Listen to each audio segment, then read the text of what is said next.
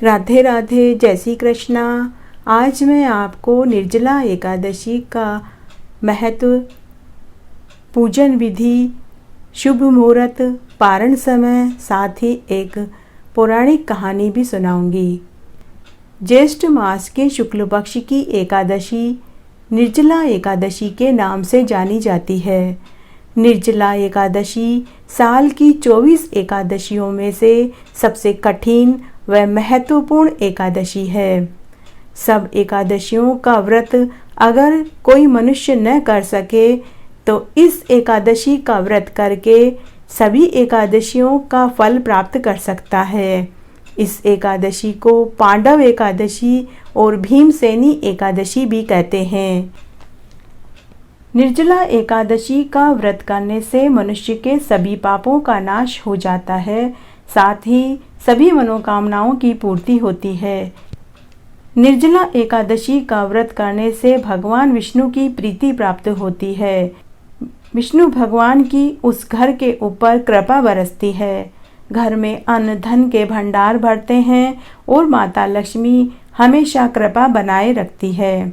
साल की 24 एकादशियों का फल देने वाली एकमात्र एकादशी निर्जला एकादशी के नाम से जानी जाती है। बिना अन्न जल ग्रहण किए निर्जला एकादशी का व्रत करना चाहिए। अगर कोई मनुष्य पूरे साल की 24 एकादशियों का फल पाना चाहता है तो मात्र निर्जला एकादशी का व्रत करे। इस एकादशी के व्रत में कुल्ला या आचमन कर सकते हैं, लेकिन जल पीना और अन्न ग्रहण करना वर्जित है। व्रत की पूजन विधि। अगर कोई मनुष्य निर्जला एकादशी का व्रत करना चाहता है तो उसे दशमी तिथि के दिन से ही एकादशी के नियमों का पालन करना चाहिए। दशमी तिथि के दिन उस मनुष्य को एक बार ही भोजन करना चाहिए। शाम के समय भोजन नहीं करना चाहिए। दशमी तिथि से ही एकादशी के नियमों का पालन करना चाहिए। एकादशी के दिन सुबह ब्रह्म मुहूर्त में उठकर स्नान आदि के पश्चात साफ वस्त्र धारण करें और घर के मंदिर की उचित साफ सफाई करें। घर में पूजा स्थान की उचित साफ सफाई करें। पूजा के बर्तनों को साफ करें। फिर एक चौकी पर पीला कपड़ा बिछाकर भगवान विष्णु की प्रतिमा को स्थापित करें।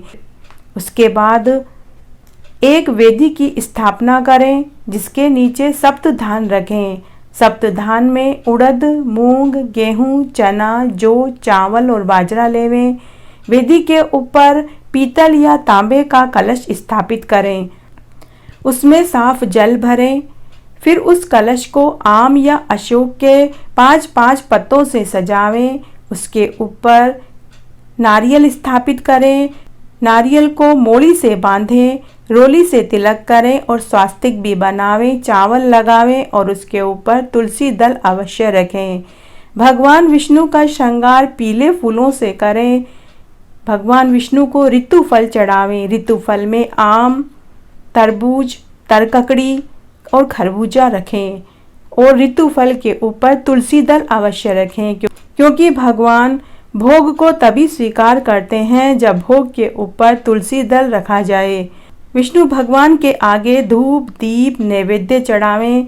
भगवान विष्णु को पीले चंदन का तिलक लगावें। विष्णु भगवान की प्रसन्नता के लिए विष्णु मंत्रों का जाप करें।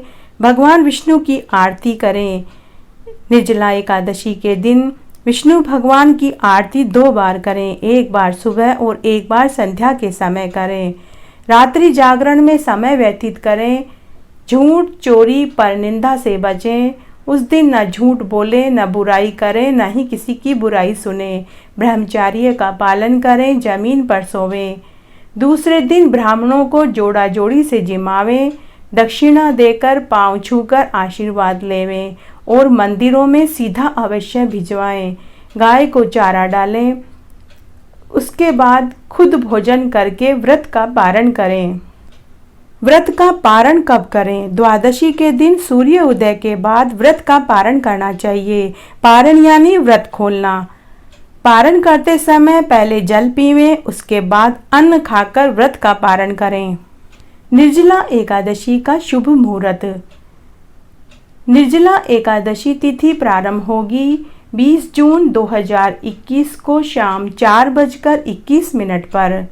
निर्जला एकादशी तिथि समाप्त होगी 21 जून को दोपहर 1:31 पर।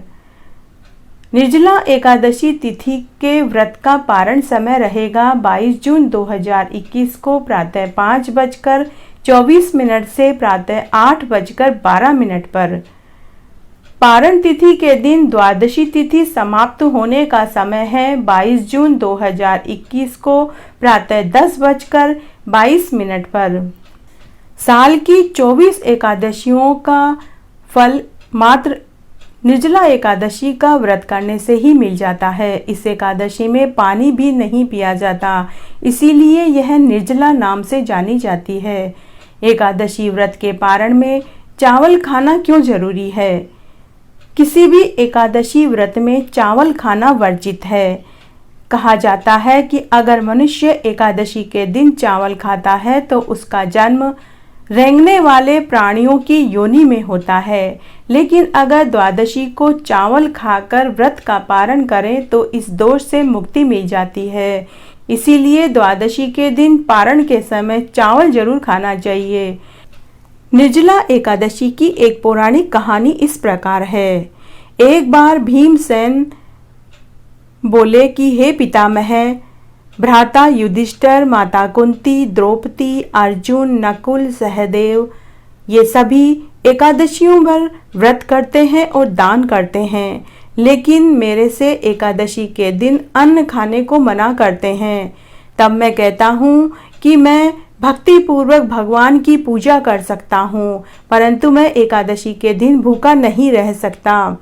तब महर्षि व्यास जी ने भीम से कहा कि हे भीमसेन, यदि तुम नरक को बुरा और स्वर्ग को अच्छा समझते हो तो तुम्हें भी प्रत्येक महीने की दोनों एकादशियों का व्रत करना चाहिए और अन्न नहीं खाना चाहिए। तब भीमसेन ने कहा कि हे पितामह, मैं आपसे कह चुका हूँ कि मैं एक दिन एक समय भी बिना भोजन के नहीं रह सकता।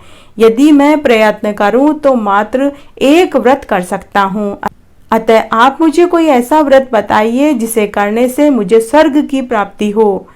तब महर्षि व्यास जी ने कहा कि हे वायुपुत्र, बड़े बड़े ऋषि और महर्षियों ने शास्त्र में बताया है कि मनुष्यों को दोनों पक्षों की एकादशियों का व्रत करना चाहिए। उससे स्वर्ग की प्राप्ति होती है, विष्णु परम पद की प्राप्ति होती है।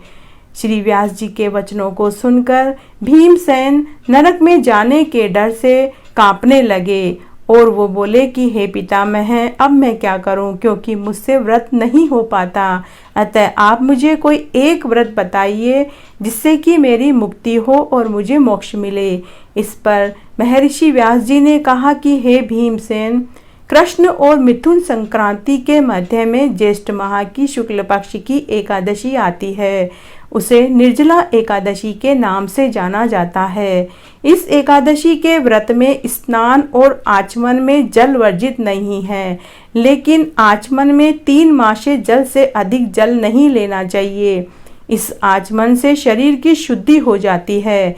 आचमन में 7 मासे से अधिक जल मद्यपान के बराबर है। इस दिन भोजन करने से व्रत नष्ट हो जाता है। यदि मनुष्य निर्जला एकादशी का व्रत करता है तो उसे सूर्य उदय से लेकर सूर्य अस्त तक जल पान नहीं करना चाहिए और न ही अन्न ग्रहण करना चाहिए। द्वादशी के दिन सूर्य उदय से पहले उठना चाहिए। स्नान करके ब्राह्मणों को भोजन कराने के पश्चात यथाशक्ति दक्षिणा देने के बाद गाय का दान करें। भूखे ब्राह्मणों को भोजन करावें, उसके पश्चात सम भोजन करें। ऐसा करने से उस मनुष्य को साल की 24 एकादशियों का फल मिलता है। हे भीमसेन, स्वयं भगवान ने मुझे इस व्रत के बारे में बताया। इस एकादशी का पुण्य समस्त तीर्थों और पुण्यों के बराबर है। एक दिन निर्जला रहने से मनुष्य सब पापों से मुक्त हो जाता है।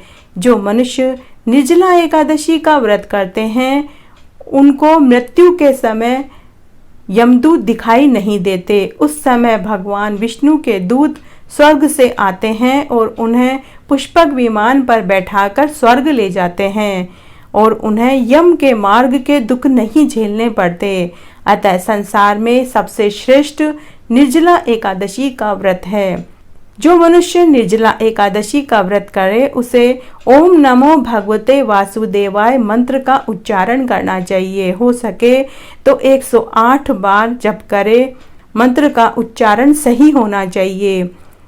महर्षि व्यास के ऐसे वचन सुनकर भीमसेन ने निर्जला एकादशी का व्रत किया। इसीलिए इस एकादशी को भीमसेनी एकादशी या पांडव एकादशी भी कहते हैं।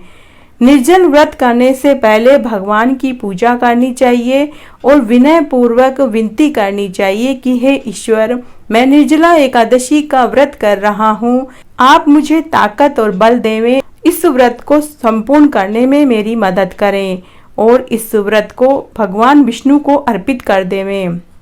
जो मनुष्य इस व्रत को दोपहर में स्नान और तप आदि करके स्वर्ण का दान करते हैं, उनको करोड़ फल स्वर्ण के दान के बराबर फल मिलता है। और जो मनुष्य निर्जला एकादशी के दिन व्रत के साथ यज्ञ और होम करते हैं तो उसका फल वर्णन भी नहीं हो सकता। इस निर्जला एकादशी के व्रत से मनुष्य विष्णु लोक को पाता है। जो मनुष्य निर्जला एकादशी के दिन अन्न खाते हैं उन्हें चांडाल की योनि मिलती है और अंत में नरक के गामी होते हैं। तब महर्षि व्यास जी ने कहा कि हे कुंती पुत्र, जो पुरुष या स्त्री इस व्रत को श्रद्धापूर्वक करते हैं उनको कुछ कर्तव्यों को ध्यान में रखना चाहिए। तब महर्षि व्यास जी ने निर्जला एकादशी के कुछ कर्तव्य बताए। उन्होंने कहा कि सर्वप्रथम विष्णु भगवान की पूजा करनी चाहिए, गाय का दान करना चाहिए, ब्राह्मणों को दक्षिणा और मिठाई दान में देना चाहिए, ऋतुफल दान में देना चाहिए, अन्न वस्त्र छत्र उपनाह दान करना चाहिए।